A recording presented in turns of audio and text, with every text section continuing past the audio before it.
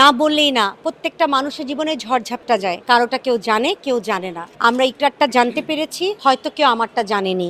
যদি আলভি সত্যি কোনো কিছু খারাপ করে থাকে সেটা বিচার হবে। আর রিজিকের কথা আমি বলবো এই জায়গা থেকেই, ওকে যদি নানিরা চান নানিরা নিয়ে যাক। আত্মহত্যা করাটা অনেক বড় একটা ভুল ডিসিশন নেওয়া আমার মনে হয়। প্রথমে আমি ইফতারি খেজুর দিয়ে খুলি, তারপরে পানি খাই বা জুস থাকলে বা লেবুর শরবত খাই, ভাত খাই। আলহামদুলিল্লাহ, আপনাদের দোয়ায় ভালো, খুব ভালো লাগছে যেহেতু এটা ইফতার এবং দোয়া মাহফিল।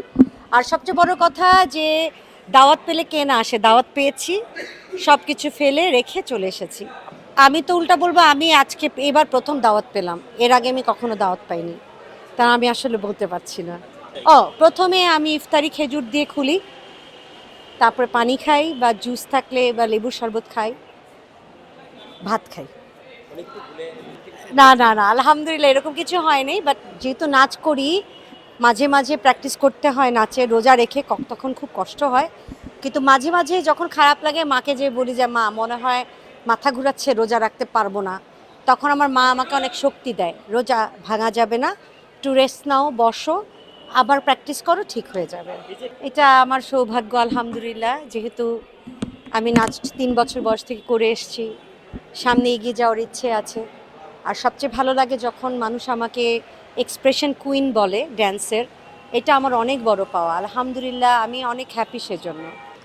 না, এরকম কিছু হয়নি, কিন্তু হ্যাঁ এমন হয়েছে নাচ দেখার পরে ওয়ান মোর বলেছে, কিন্তু আসলে নাচের ব্যাপারটা অনেক ব্যয়বহুল, তো এক ড্রেসে সব ধরনের নাচ করা যায় না, যেটা গানের মাধ্যমে সম্ভব হয়। যে গান করলাম আমি এক ড্রেস পরে, ধরেন এই ড্রেসটা শাড়িটা পরে আমি গান গেলাম, আমি এটা পরেই 10টা 12টা গান গেয়ে ফেলতে পারবো, কিন্তু নাচের পক্ষে কিন্তু এটা সম্ভব হয় না। দেখা যায় যে একটা নাচে আমাকে একরকম ড্রেস পরতে হচ্ছে, আরেকটা নাচে আমাকে ড্রেস চেঞ্জ করে হচ্ছে, কিন্তু অনেক সময় ওয়ান্স মোর টাইম শুনতে হয়। তখন দেখা যায় যে যদি এক্সট্রা কাপড় আমরা নিয়ে যাই তখন আমি পরে ফেলি, আর যদি না হয় তখন আসলে ওয়ান্স মোর আর নাচ করা হয় না।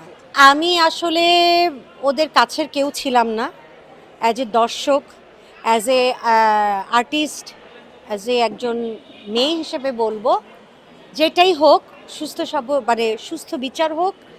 যদি আলভি সত্যি কোনো কিছু খারাপ করে থাকে সেটা বিচার হবে। আর রিজিকের কথা আমি বলবো এই জায়গা থেকেই যে ওকে যদি নানিরা চান নানিরা নিয়ে যাক। আর সবচেয়ে আগে আমি বলবো আত্মহত্যা করাটা অনেক বড় একটা ভুল ডিসিশন নেওয়া আমার মনে হয়।